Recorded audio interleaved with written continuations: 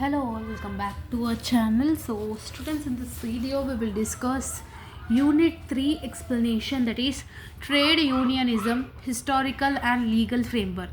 So in previous videos we have already discussed unit number 1 and unit number 2 explanation of industrial relations and labor laws. ఈ వీడియోలో unit 3 explanation చూద్దాము. Because ఈ సబ్జెక్ట్లో ఈ third chapter చాలా చిన్న chapter, చాలా తక్కువ క్వశ్చన్స్ ఉన్న చాప్టర్. ఈజీగా ఒక 10 to 12 minutesలో ఈ వీడియో అనేది అయిపోతుంది.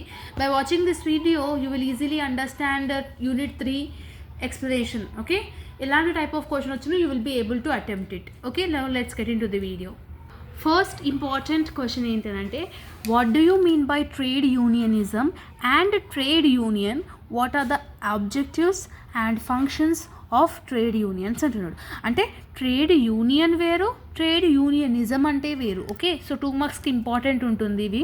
So what is mean by trade unionism అంటే ఏంటంటే, it is a basic type of labour movement which take place in fixed capitalism in order to increase the power against capitalistic employer associated worker from unions. So ఈ unions ఏం చేస్తుంది అంటే, combine all workers together for common goal. అంటే different types of trade యూనియన్స్ని combine చేస్తే trade unionism అవుతుంది. అంటే ప్రతి ఒక్క స్టేజ్లో, ప్రతి ఒక్క ఆర్గనైజేషన్లో డిఫరెంట్ ట్రేడ్ యూనియన్స్ని మిక్స్డ్గా చేస్తే దాన్ని మనం ట్రేడ్ యూనియనిజం అంటాము. ఎందుకు ఈ ట్రేడ్ యూనియనిజం అవుతుంది అంటే, to achieve the common goal, ఒక గోల్ని అచీవ్ చేయనికే ఇది యూస్ఫుల్ అవుతుంది. Then what is mean by trade union? Trade union అంటే ఏంటి? It is a combination with the main objective of regulating the relationship between workers and masters, workmen and workmen's, between masters and masters.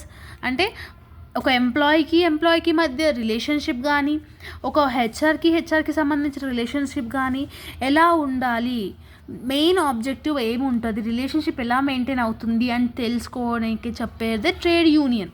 So this is the differences between trade union and trade unionism. ఓకేనా?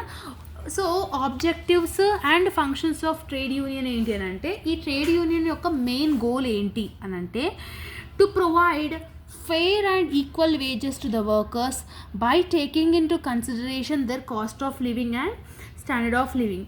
So ఒక ఎంప్లాయీకి కానీ, ఒక లేబర్కి కానీ కరెక్ట్గా equal wages ఇవ్వడం. ఇంతకుముందు మనం previous లెసన్స్లో కూడా ఇదే డిస్కస్ చేసుకున్నాం.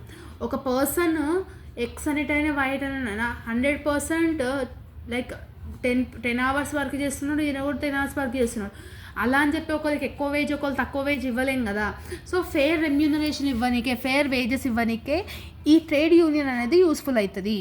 To enhance the working conditions which is provided by shorter working hours, better leave facilities, satisfactory social security.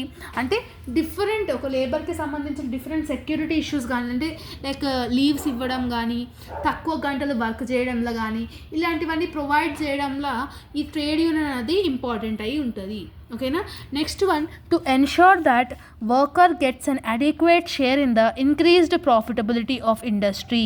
అంటే ఇండస్ట్రీ యొక్క ప్రాఫిటబిలిటీని ఇంక్రీజ్ చేయడానికి కూడా ఇది ఎన్షూర్ అవుతుంది. లైక్ ఫర్ ఎగ్జాంపుల్ ఫెస్టివల్స్ వచ్చినప్పుడు కానీ, బోనస్లు ఇవ్వడం కానీ, హైక్స్ ఇవ్వడం కానివ్వండి, ఇన్సెంటివ్స్ ఇవ్వడం కానివ్వండి, ఇట్లాంటివన్నీ చేయడానికే ఈ ట్రేడ్ యూనియన్ అనేది యూస్ఫుల్ అవుతుంది అని చెప్పి చెప్తున్నాడు. నెక్స్ట్ వన్ ఏంటి?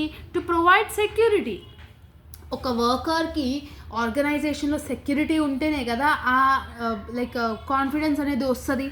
ఒక వర్క్ ప్లేస్లో మీకు సెక్యూరిటీ లేనన్నప్పుడు హూ విల్ వర్క్ దేర్ కదా. సో దాన్ని కూడా.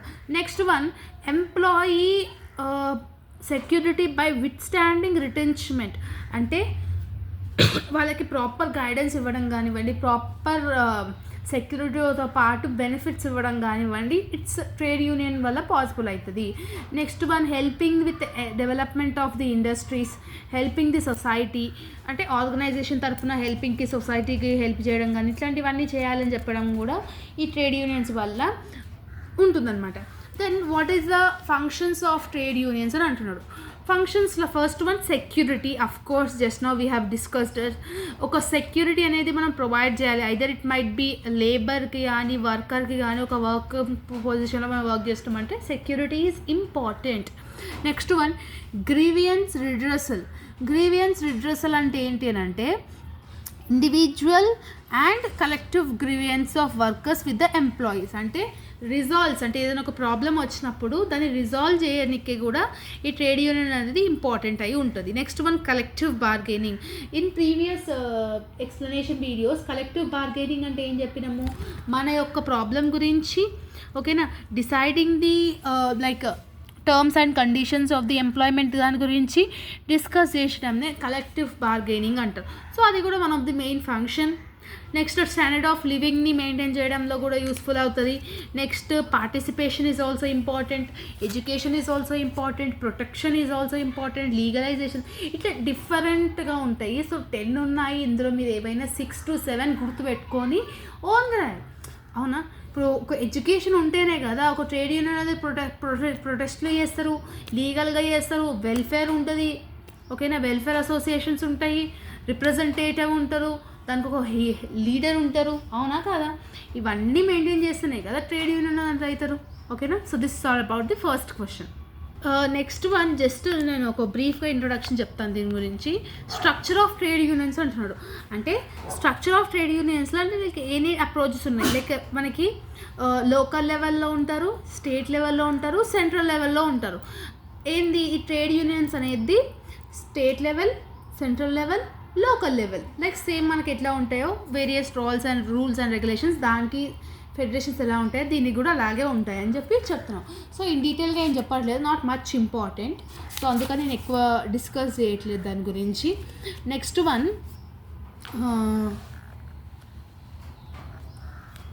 Discuss about the history of trade union movement in India. మన ఇండియాలో ఈ ట్రేడ్ యూనియన్ మూవ్మెంట్ ఎలా ఉంది, ఎప్పుడు స్టార్ట్ అయింది, what is the history of it అని అంటున్నాను. సో ఫస్ట్ 1860s ఏమైంది, ఫిలాంథ్రఫిస్ట్ కానీ సోషల్ రిఫార్మర్స్ కానీ మూవ్మెంట్ చేస్తున్నారు.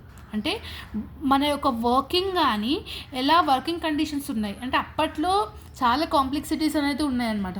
డైలీ ఎంత వర్క్ చేసినా కానీ క్యాష్ని బట్టి రెమ్యూనరేషన్ ఇవ్వడం కానివ్వండి, లేడీస్ అయితే తక్కువ ఇవ్వడం, జెంట్స్ అయితే ఎక్కువ ఇవ్వడం, ఇట్లాంటివన్నీ సమ్ డిస్క్రిమినేషన్ అనేది ఉన్నాయి కదా.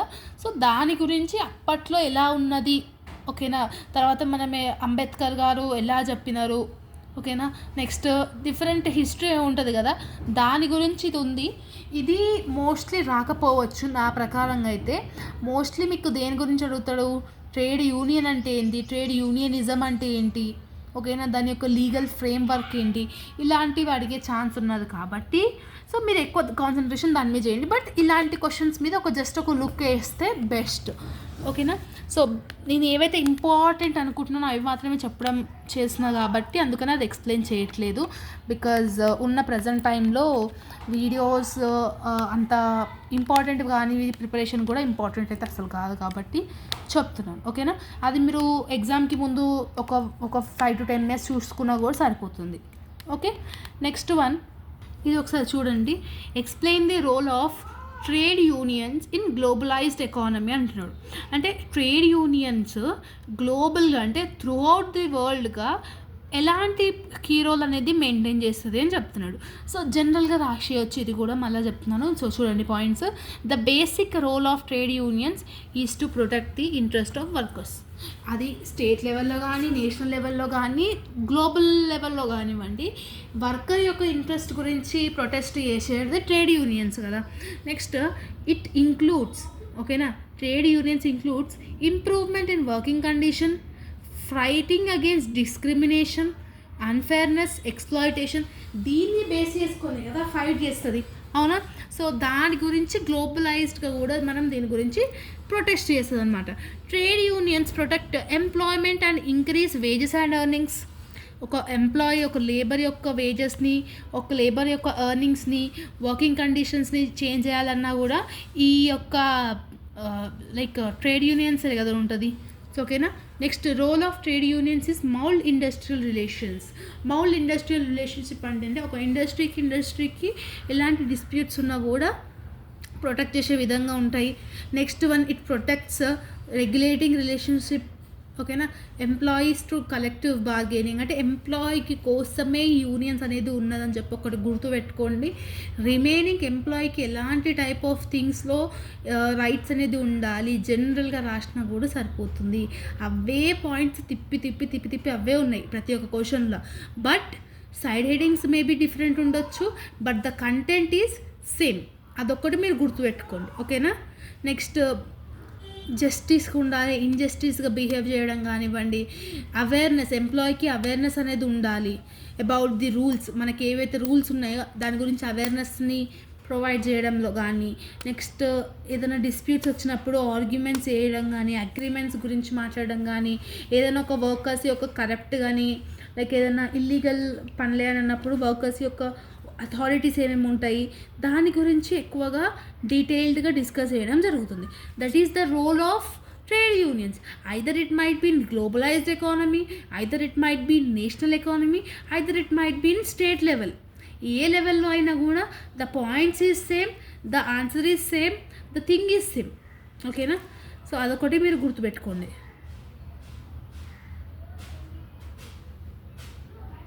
Next one, changing industrial environment. What is mean by changing industrial environment? అసలు ఎలా చేంజ్ అవుతుంది అని చెప్పేది ఈ క్వశ్చన్ అనమాట. So outcome different revolutions, like ముందుతో కంపేర్ చేసుకుంటే ఇప్పుడు ఇండస్ట్రీస్ అనేది డిఫరెంట్గా ఉన్నాయి, ముందు ఇండస్ట్రీస్ ఎలా డిఫరెంట్గా ఉన్నాయి. లైక్ లార్జ్ స్కేల్ ప్రొడక్షన్ కానివ్వండి, లైక్ ప్రీవియస్ దాంతో కంపేర్ చేసుకుంటే how we have changed industrial environment. Like technology ఎలా చేంజ్ అయింది, ముందు ఉన్న బిజినెసెస్ లాగా ఉన్నాయా, ఇప్పుడున్న బిజినెసెస్ లాగా ఉన్నాయంటే డిఫరెంట్ చేంజెస్ అనేది ఉంటాయి కదా, దానికి తగ్గట్టుగా ఉంటుందన్నమాట ఇది. సో ఇందులో ఫస్ట్ వన్ వచ్చేసి లార్జ్ స్కేల్ ప్రొడక్షన్. అయితే మిషన్ ఏజ్, ఓకేనా, like scale production, demand, more people ఆ ప్రోడక్ట్కి డిమాండ్ ఉండడం వల్ల ప్రొడక్షన్ అనేది లార్జ్ స్కేల్లో జరగడం జరుగుతుంది. Next one, MIS, that is management information system. ఈ ఎంఐఎస్ వల్ల ఏంటి హెల్ప్ఫుల్ అంటే ఎలక్ట్రానిక్ డివైజెస్ ఏవైతే మనం యూజ్ చేస్తున్నామో ఒక ఇండస్ట్రీలో డేటాని స్టోర్ చేస్తాము. అవునా, ముందట్లాగా మనం మాన్యువల్గా స్టోర్ చేయట్లేదు కదా, we are using electronic devices to store the various data, right. Next, mechanization. So ఇదేంటి, ఈ మెకానైజేషన్ అంటే ఏంటంటే సైన్స్ని టెక్నాలజీని యూజ్ చేసుకొని కొత్త మెషిన్స్ని కనిపెట్టడం కానీ, లైక్ రోబోటిక్స్ కానీ, ఆటోమేటిక్ మెషిన్స్ కానీ, ఇట్లాంటివన్నీ చేసినాం కదా, దాన్ని మెకనైజేషన్ అంటాం. నెక్స్ట్ వన్, ఆటోమేషన్ అంటే ఏంటి, డెఫినెట్గా ప్రొడక్షన్ సిస్టమ్ అనేది ఈజీగా, ఆటోమేటిక్గా, ఫాస్ట్గా అనేది రన్ అయ్యే ఛాన్స్లో కూడా మనం ఇప్పుడు చేంజ్ అయినామన్నమాట. Next one, growth of industrial area. ముందుతో కంపేర్ చేసుకుంటే రా మెటీరియల్స్ కానీ, గ్రోత్ కానీ, ఫినాన్సింగ్ కానీ, ట్రాన్స్పోర్టేషన్ కానీ ఇవన్నీ ఇంక్రీజ్ అయినాయి కదా. ముందట్లాగా టెక్నాలజీ లేదు, ఇప్పుడు టెక్నాలజీ వల్ల ఏమైంది, డిఫరెంట్ యాక్షన్స్ అనేది తీసుకోవడం జరిగింది. నెక్స్ట్, స్పెషలైజేషన్, కాంపిటీషన్ అనేది ఉంది. ముందుగా ఎక్కువ మంది ఇండస్ట్రీస్, కంపెనీస్ అనేది పెట్టలేదు, ఇప్పుడు చాలామంది దాని మీద ఇన్వెస్ట్మెంట్ చేస్తున్నారు. స్టాండర్డైజేషన్, ఓకేనా. ఇంటర్నేషనల్ ట్రేడ్, ముందుగా స్టేట్ లెవెల్లో, లోకల్ లెవెల్లో, నేషనల్ లెవెల్లోనే ఉంటుంది, ఇప్పుడు ఇంటర్నేషనల్ లెవెల్లో బిజినెస్ అనేది రీచ్ వస్తుంది. అవునా, ఇట్లా డిఫరెంట్ థింగ్స్ అనేది ఉన్నాయి, ఈజీగా మీరు రాసేయచ్చు. ఓకేనా, మళ్ళీ చెప్తున్నాను, ఈజీగా మీరు రాసేయచ్చు. నెక్స్ట్ వన్, క్వశ్చన్ 8 చూడండి. What are the challenges faced by trade unions in India? అంటే మన యొక్క ఇండియాలో ట్రేడ్ యూనియన్స్ సర్వైవ్ కానికి ఏమేం ప్రాబ్లమ్స్ ఫేస్ చేసింది, what are the challenges? First one, low membership density అంటే ఏంటి, మన ఇండియాలో employee 93% of the labour workforce organised in the union membership is fairly high. అంటే మన ఇండియాలో చాలామంది తక్కువ ఇంట్రెస్ట్ అనేది చూపించడం జరిగింది. అదొక మెయిన్ అవేర్నెస్ లేకపోవడం. లైక్ ఇప్పుడు మనము డే టు డే లేబరర్స్లో వెళ్ళి ఇది మీరు యూనియన్ అని అంటే వాళ్ళు ఏమంటారు, మోస్ట్లీ ఇంట్రెస్ట్ చూపించారు కదా. Next one, poor financial position. Poor financial position అంటే ఏంది, very very very less rupees per month. ఓకేనా. So no trade union in India charge more than 100. ఆ యూనియన్లో మీరు చేయాలి అని అంటే 100 కన్నా పర్ మంత్ 100 రూపీస్ కన్నా ఎక్కువ ఛార్జ్ చేయదు. Next one, decline in union membership. Decline in union membership అంటే ఏంది, ట్రేడ్ యూనియన్స్లో మేజర్ థ్రెట్ అనేది ఉండడం జరుగుతుంది అని చెప్పేసి ఉంటుంది అనమాట. Like for example like day to day యాక్టివిటీస్లో కానీ ఫ్యూ డికేట్స్లో కానీ traditional industries like textile industry, jute industry, ఇట్లాంటి ఇండస్ట్రీస్లో ఏమైంది, ఉమెన్, మైనారిటీస్ వీళ్ళందరూ క్యాస్ట్ క్రీడ్ అండ్ ఎథిక్స్ అనేది ఉండే. లైక్ ఈ కులం వాళ్ళు ఈ పని చేయాలి, ఈ క్యాస్ట్ సిస్టమ్ వాళ్ళే ఈ పని చేయాలని చెప్పేసి రిజర్వ్డ్గా ఉంటుండే. సో ఆ డిక్లైన్ ఇన్ యూనియన్ మెంబర్షిప్ అనేది కూడా ఉంది. Next, low union respectively. No union respectively representatively అని అంటే ఏంటంటే సెంట్రల్ లెవెల్లో కానీ సెంట్రల్ గవర్నమెంట్ లెవెల్లో కానీ ఐడెంటిఫికేషన్ ఏదైతే ఉందో 5 lakhs కన్నా ఎక్కువ 4 states అనేది ఉంటుంది. Next one and the last one is global competition. Global throughout the వరల్డ్గా there are very much competition through different firms, through different societies అనేది ఉన్నాయి. సో ఇంకా మీకు చాలా ఉన్నాయి అనమాట. Shift in HR policies, shift in government attitude, ఇలా different ఉన్నాయి. కాబట్టి మీరు ఏవైనా ఒక 5 to 6 నేర్చుకుంటే సరిపోతుంది. Okay. So that's it about the unit 3 of industrial relations and labor laws. So I hope that మీకు అర్థమైందని అనుకుంటున్నాను. జనరల్గా ఆన్సర్స్ రాసేయచ్చు, ఓన్గా రాసేయచ్చు, ఎక్కువ టెన్షన్ పడకండి. And all the very best for your examination and all the very best for your preparation. This is all about the video. If you like this video, then do like, share, comment and subscribe to our channel and share with all your friends and groups. ఒకవేళ video last వరకు చూస్తే just mention it in the comment section, last వరకు చూసినారా లేదనేసి. All the very best. See you all the next video. Bye bye everyone.